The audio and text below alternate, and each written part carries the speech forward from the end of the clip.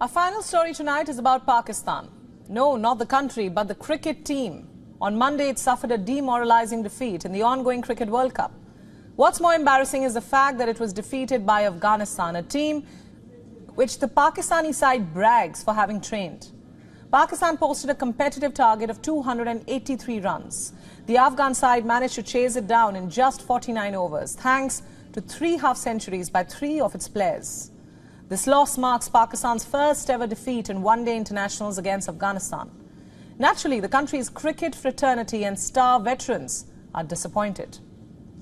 And one of them happens to be Wasim Akram. In a post-match ceremony, the legendary fast bowler called out the Pakistani team's lethargic fielding and abysmal fitness levels. Allow me to quote his exact statement. "Wet pitch or not, look at the fielding, the fitness levels. We've been screaming for the last 3 weeks that these players have not undergone a fitness test in the last 2 years. If I start taking individual names, their faces will drop. Looks like these guys are eating 8 kilos of mutton every day. Should there not be tests?" These remarks have triggered a big debate in Pakistan, a debate on the absence of fitness tests for its team. Cricket fans in the country are slamming its players for their unprofessional nature. Also the management for a lack of fitness criteria in the team. And we don't blame them. Just look at how Pakistan has performed in this tournament. It has suffered 3 losses and secured just 2 wins. It now finds itself in a precarious situation with its semi-final aspirations lying in uncertainty. The question is it time for Pakistan to pull up its socks? You see, the fitness levels of its players have been making headlines for several years now. One such headline is on your screen now. It's from last year. This is when Pakistan suffered a humiliating defeat against India. What was even more distressing to watch was how 3 top Pakistani players suffered cramps during the match. Naseem Shah, Haris Rauf and Mohammad Rizwan, the 3 of them felt dehydrated and exhausted throughout the match. The Indian side, on the other hand, looked more relaxed and at ease. Some blame them for not maintaining a proper diet. Others blame them for their improper sleeping habits. 2 years before this happened, Pakistan's former coach, Mohsin Khan, had claimed that 8 out of 11 players in the Pakistan cricket team were unfit and did not match fitness standards. Some of those players are still in the current squad. We wonder if their fitness levels have been monitored. All of this is a matter of shame for Pakistan, a country which was once a formidable cricket force, a country whose bowling was touted as world-class.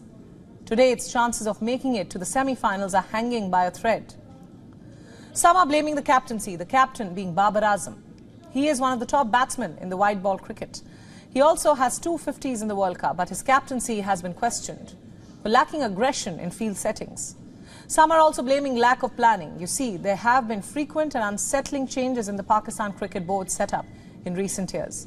The board has seen 3 chairmen in the past 1 year. This has apparently hurt planning for the World Cup.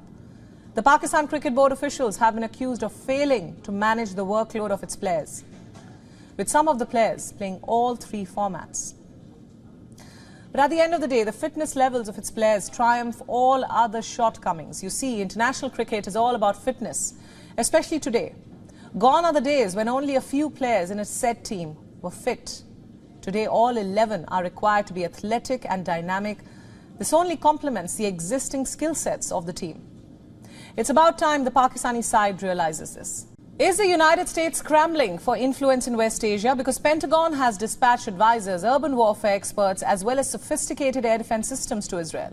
The US seems to be prepping Israel for a potential ground invasion of Gaza, a densely populated Palestinian enclave where Hamas operates. The Pentagon, with all its military might and expertise, is helping Israel in war planning. Among the officers sent into this maelstrom is Marine Corps Lieutenant General James Glynn. Glynn's battlefield credentials speak for themselves. He's faced down the Islamic State. He has served in Fallujah, Iraq, during some of the most ferocious urban combat moments. His mission, to guide the Israeli authorities on how to navigate urban warfare. He has one crucial objective, and that is minimizing civilian casualties. The clock is ticking and the stage is set. Israel seems to have set its sights on a large-scale ground operation. It is preparing to wage war in an environment where Hamas militants have had years to prepare tunnels and deadly traps. Glyn, along with the other battle-hardened military officers, brings a wealth of experience that is tailor-made for the kind of operations that Israel is currently embarking on. Yet, let's be clear, the American advisors will remain on the sidelines. They will not engage in frontline combat. At least that's what they say. The military team is one of the many fast-moving pieces that the Pentagon is getting in place to try and prevent the conflict from becoming a wider war. It is also trying to shield U.S. personnel that they have in the last few days come under repeated attacks. The U.S. has described these attacks as Iran-sponsored.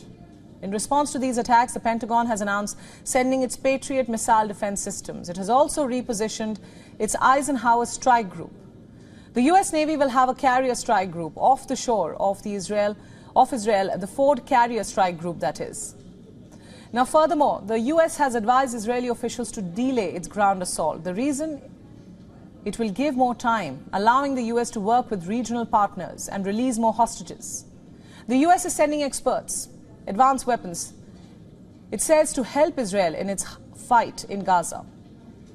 But the goal seems to be very clear. No power, no group, and no nation can be or will be allowed to undermine America's influence in the region. To discuss this and a lot more, joining me now is Alex Traiman. He is the CEO and Jerusalem Bureau Chief of Jewish News Syndicate. Alex, welcome to Beyond. Thank you. Now, we've been talking about this for the last few days. Israel is now offering Gazans safety. This has just been broken, even cash reward for information on hostages.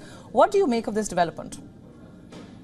Well, obviously, Israel is using every tool at its disposal to find out more information about the hostages.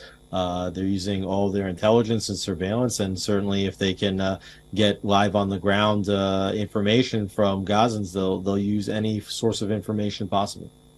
Right now, talking about the hostage crisis, one of the two Israeli hostages released from Hamas's custody described being kidnapped from her kibbutz and taken to a tunnel in Gaza. I went through hell, she says.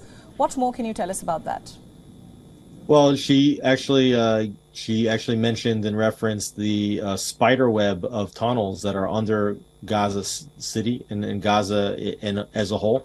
And it's believed that there's over 500 kilometers of tunnel network underneath the city. This is what Hamas was doing with the money and also the cement and other supplies that they were given as humanitarian aid over many years. They used it to build this network of tunnels, which is used to house and hold the terror network. And it's believed that many of the hostages are, in fact, in this underground terror network.